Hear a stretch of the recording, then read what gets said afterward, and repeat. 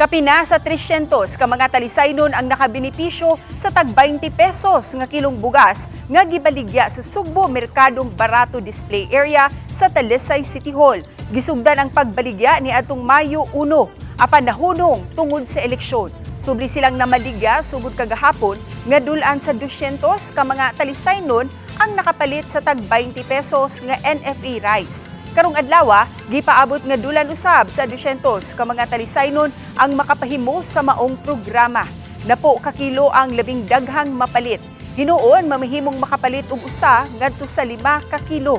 Dili lang nga PWD, senior citizen, solo parent, sakop sa 4-piece ang gibaligyaan apan si bisan kinsang talisaynon nga mulinya. Di kinahanglan lang nga ipakita ang valid ID nga taga-Talisay ang mupalit og bugas. Dakong kalipay sa mga nakapalit kay nakuhaan gamay ang ilang problema sa budget sa panimay. Sama na lang niining senior citizen nga 13 ka mga sakop ang magtabang niining na po ka kilo alang sa ilang 3 ka adlaw nga kan-anan.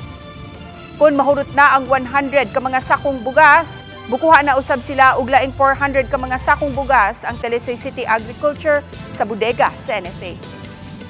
Makatabang jud maka-save ka ba kay sa bugas karon nga tag 50 kapin. Ang gusto tanan ko ma'am nga mo dugay ni siya nga bugas nga tag 20.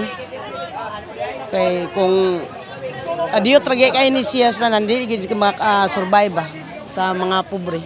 May na lang makuhaan ang budget sa bugas. Lagi ma'am. Usually sa una ma'am, tagtilaon mo. Nay tag 60. Kanang sakuan yun ma'am. May ni kaluway pili. Wala. Sa Molinya lang basta na ID.